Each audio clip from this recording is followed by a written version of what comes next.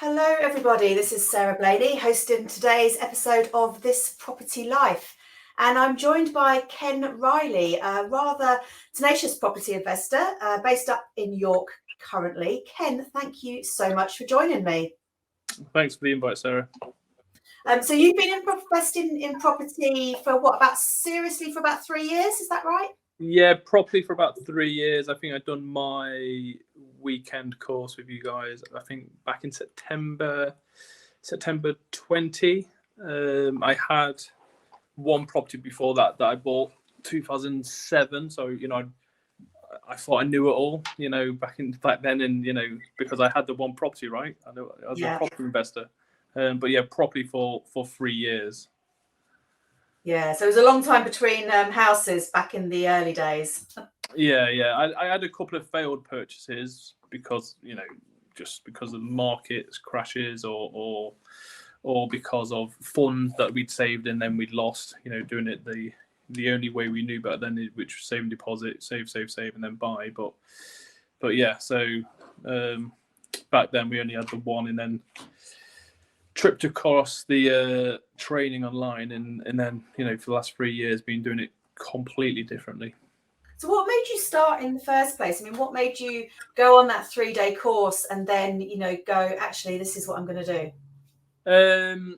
It was a little bit of a shell shock. So there's a critical stage in my career, obviously because I'm still serving in the military, that I'd done a course round about my 13-14 year point. So I've done 21 years now. So then at my 18-year point, I said to the wife, that course we'd done back in UK, that was 5 years ago, and she said, "Oh my God, it's just gone so quick." And I said, "Yeah, we've got 5 years left. So how that time has passed now, that's how the next 5 years is going to pass."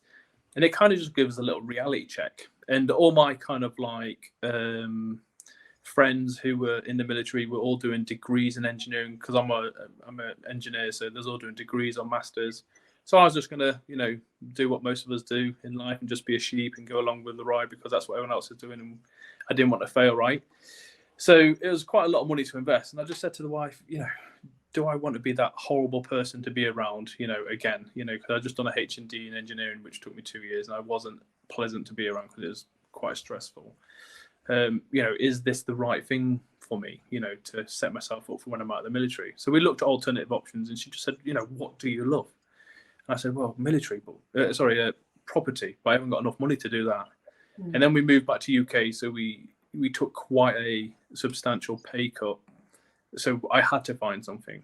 And what the algorithms are like on social media, I think I just must have typed something in, and then before I knew it, I was just flooded with all these courses. And I tripped across one of Caroline's inspiring little energetic videos, as pretty much all of us has, and I clicked on it, done an evening, and I was like, okay, there's something there. So then I joined.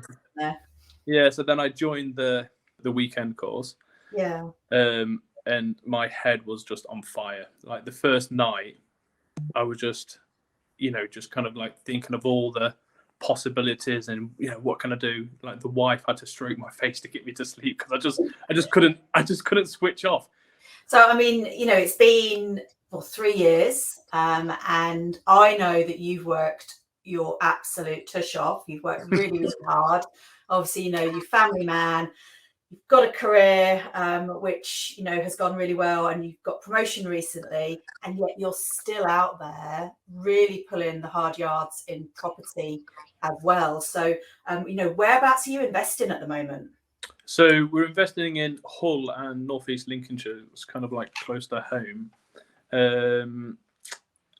It wasn't like that at the start. I probably was investing in half of the UK at the start, which is why it took me a long time to get started. They call it the shiny penny syndrome. Well, I was chasing a pocket full of pennies. I was telling everyone I'm investing in Liverpool, South Wales, Hull, Manchester, and I wasn't investing in anywhere because I didn't have a clue about any of these areas. I kind of skipped all the due diligence because I was just like, no, it's not important, and I just wanted to get out there and look at properties. So I was just doing it all wrong, even though I'd been through the training, I just kind of try to take I'm short. so excited.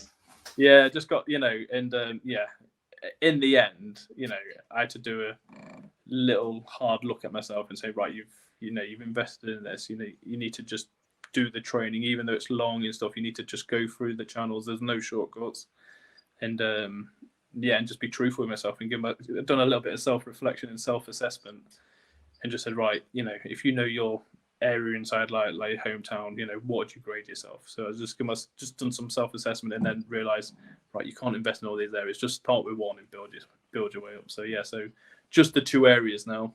Started off with my hometown in northeast Lincolnshire, and then now we've moved to Hull as well.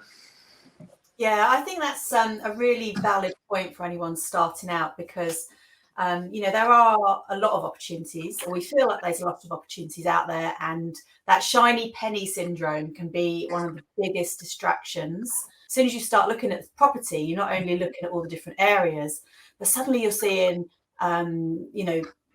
the trading strategies outside of property everywhere as well. And you're like, oh, business idea here. I've got this idea. Oh, someone's mentioned this to me. And it can be such a huge distraction, can't it? Yeah, definitely. But once I think I'd done that hard stop in trying to do everything everywhere, I just focused on one thing, which was buy-to-lets in my home area. And then once, I'd done a couple of them, I was like, oh, okay, I know what I'm doing. I then, started looking at HMOs, and then once I've done a couple of them, I started looking in different areas. So, yeah, I just think it's, it's just key at looking at your own path, and not. I mean, social media is really bad for it. Is everyone's always looking at what everybody else is doing, and then they're like, okay, well, I'm doing buy-to-lets, but Sarah's doing SAs and hotel. Well, that looks good. I'll have a piece of that. There's only a video that I watched the other day from a good friend of mine that's a few years ahead of me, and he kind of hit the nail on the head that in property investing, people look at what other people are doing and just think, oh, I'll do a bit of that. But it's a complete change of your business plan. And people don't look at it like that. They just think, oh, I'll just do a bit of SA. But they don't realize that it is a complete change. It hasn't got the same systems. It hasn't got the same processes. You need to look at it completely different. And it will take up different time, energies, and, all that kind of other stuff. But, that backroom stuff that nobody sees. So, I mean, that leads us on. One question that I love to ask all our guests is, what are the 3 key behaviours that you think are really important for a property investor?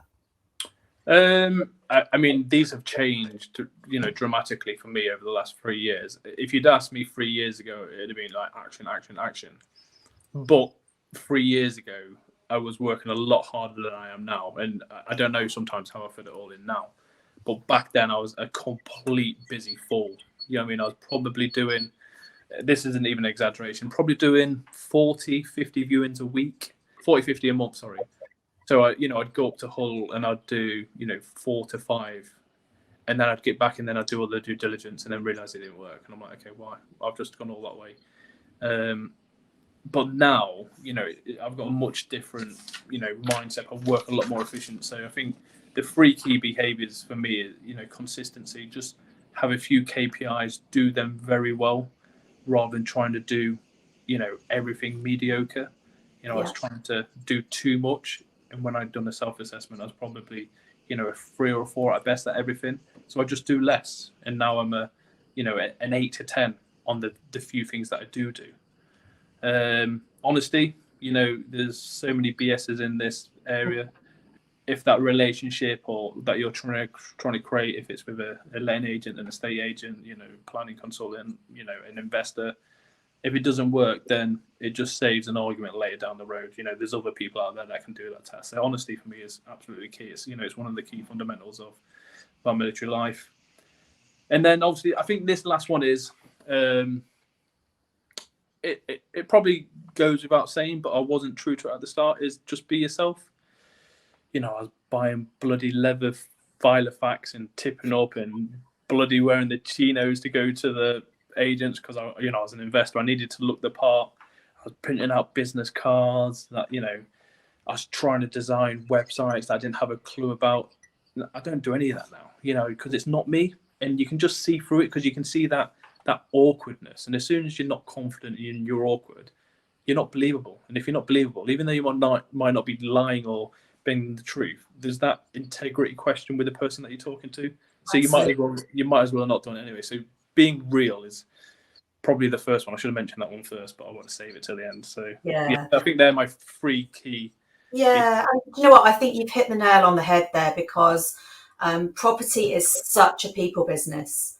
People think it's just you go and look at property, analyze it, go and buy it, and it's done. And it really isn't.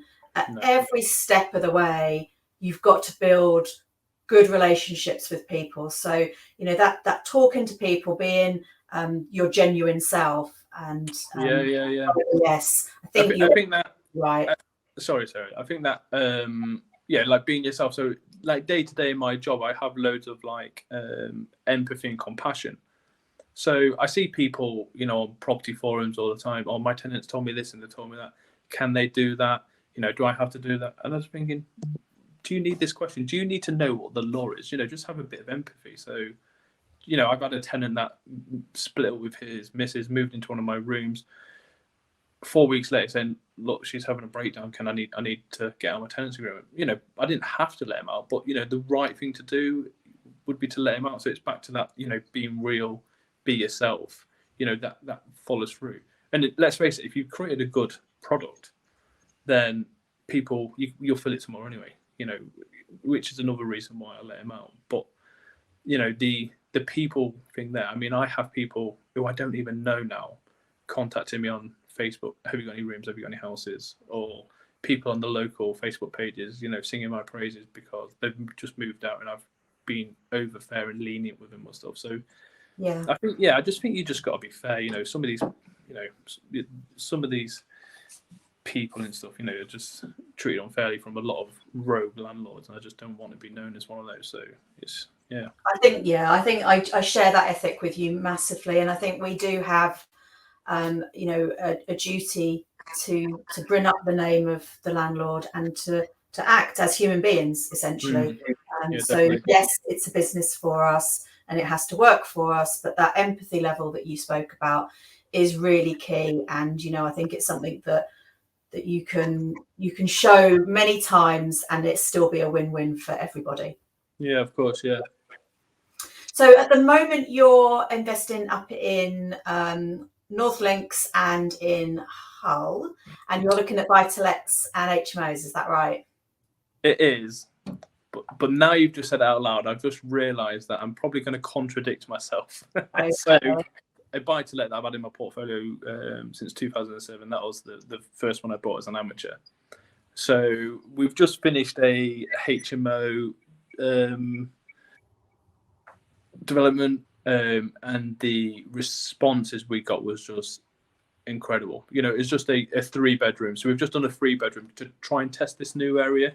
There's quite a few big 4-bed Victorian houses, you know, around kind of like the 250 mark and, you know, 150 kind of development costs. But rather than jumping in both feet first and, you know, a 400k development, we've just bought a cheap little place and tested it. You know, it's very, very cheap and affordable to do, and the way we've configured it, if it didn't work, it'd been quite easy to then put it back as a buy-to-let for our second exit, and the third exit being a flip. So we've done that as a test, and it's just blown us away with the response. I mean, it's 3 bedrooms, and I think we had, at the time of putting it live, over 45 applications, and for 3 rooms. And I mean, this is in a place where there's no big employers, there's no university, so HMOs wouldn't work, right? Well, that's what everyone said, but I was like, I know they will work because my brother used to live in the only one in this town, and it was horrible. And he had a list longer than his arm. So I'm like, if I make a nice one, surely people are going to want to live in it, right? However, I'm going to contradict myself with, how do you not get distracted? We're also doing an assisted sale in Manchester. So Manchester's not my area, but it's very low risk. You know, we've got no purchase costs. An assisted sale, for those listeners that don't know what it is, you agree a purchase price. You don't buy it for that. You know, that's what goes to the owner. You go and you do a refurb. and then you sell it and you get the difference.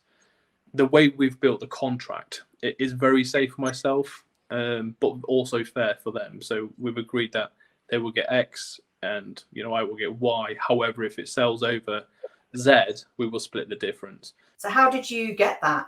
So I saw somebody from the PWS network asking for help and advice. So I reached out to him to help him and said, look, what is it? I said, at the minute, I've got more money than deals. You know, I've got investors at the minute, kind of like, when's the next one and when's the next one? I said, so if it's something I can help with, you know, and then she just told me this story. And yeah, essentially they bought it as a long-term flip to do it up and then live in it for a few years and then to sell it at a profit. And this couple just got stung by a rogue builder. So they lost out on quite a bit of money, and then there was health issues. So essentially they just wanted rid, you know, priorities changed then. So I've just gone into to help, but not willing to take the risk on, you know, builders and all that due diligence. So it's 2 hours from me, but I'm just you know, I've got a decent build team now that's taken a long time to figure them out. We're just going to take them all up. I've created a schedule of work, so I'm just going to take the whole build team up, put them up in hotels. They're loving the idea, actually. They're like, okay, you're putting us up in hotels? I'm like, yep. What, you're paying for that? Yep. What, you're paying for all our food? Yep. Yeah, we're coming. So essentially I wouldn't normally do this, but it's because it's somebody from the network, you know, somebody that I, you know, feel like I can trust, that, you know, there's a very bulletproof contract there. All my trades are willing to come. If, you know, if there was a no to any of those, I wouldn't have done it because it's not my area. Essentially, I've sent a couple of videos, because we'll always have a videographer before and after each of our projects. So I've sent them to a local agent who sold the house originally, so he knows the property. And I said, look, if I was to do this house to this standard in this area, what do you think that, you know, the done up value would be? So we've confirmed that with him already. So we've, you know, so it's very safe. But if you were to give some advice to yourself from 3 years ago, and you know what you know now, what would you wish you would have known at the beginning?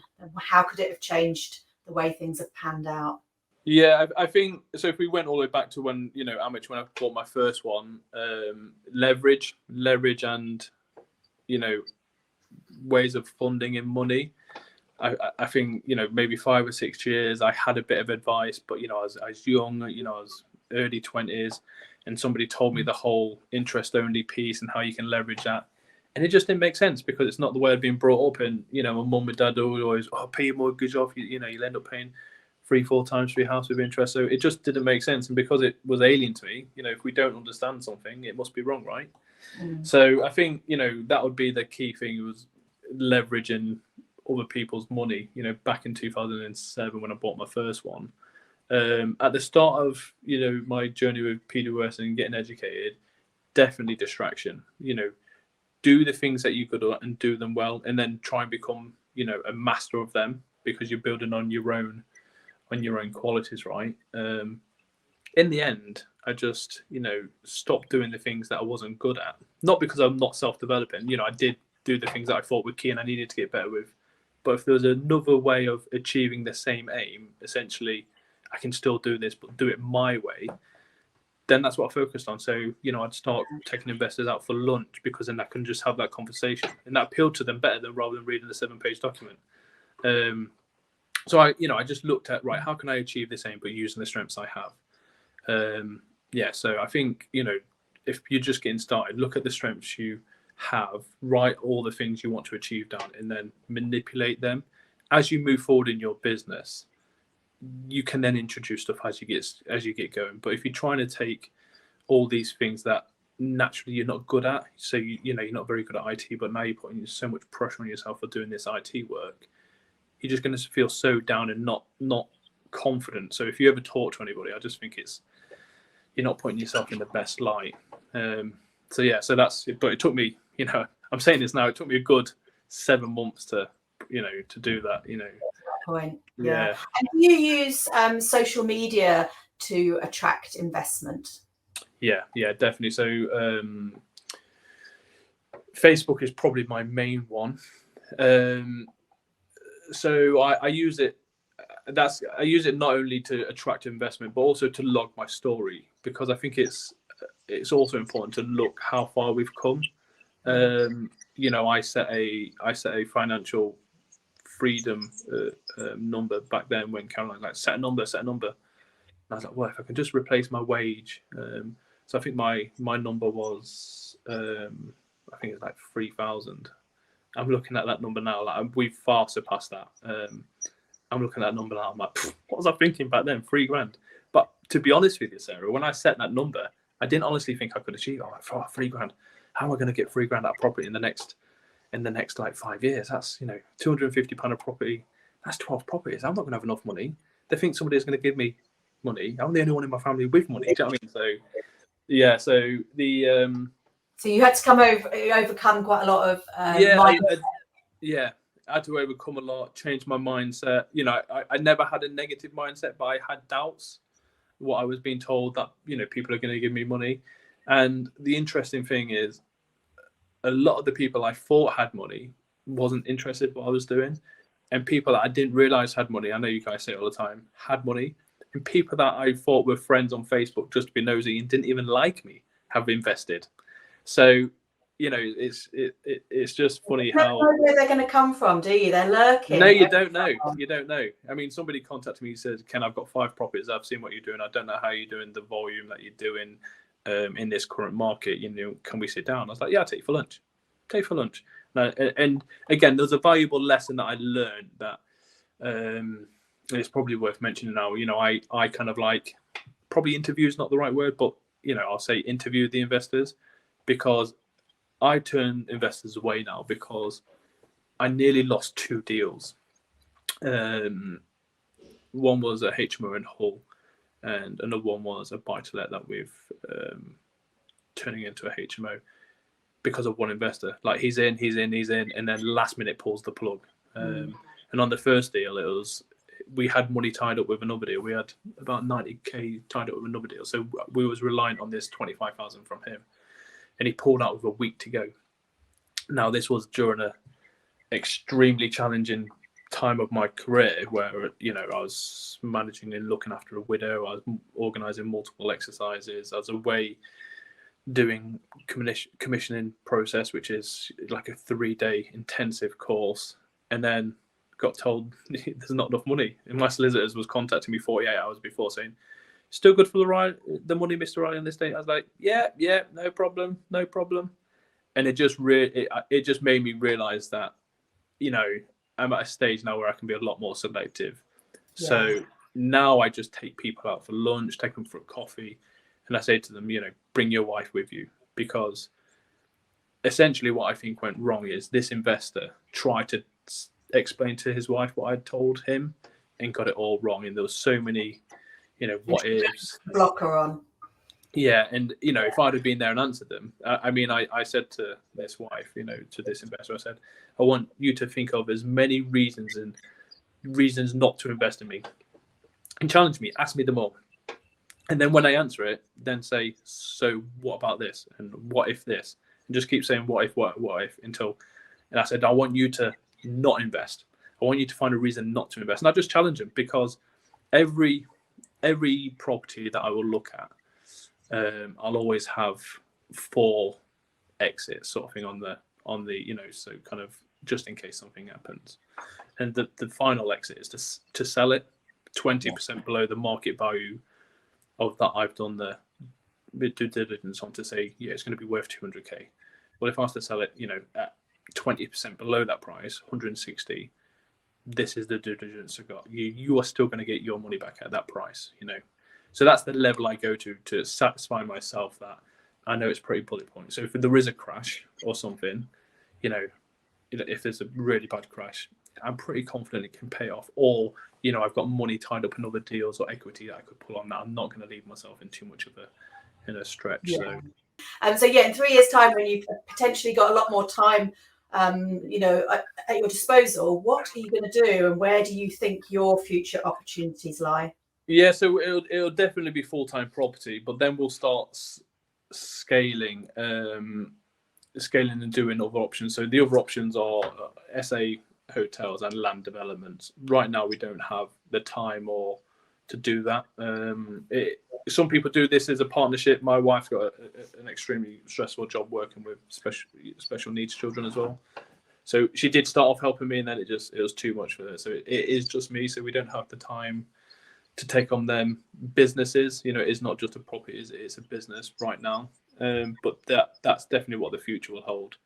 So just before we finish up, Ken, because it has been lovely chatting to you, I always just like to find out what our guests on the podcast are reading or listening to at the moment. Are you an avid self-development book person? I have been prior to moving here. So I'm reading at the minute Rich Dad Poor Dad for the second time. Yeah. I'm reading the Will Smith autobiography as well. I've just finished Eat That Frog audio, 7 Habits of Highly Effective People audiobook.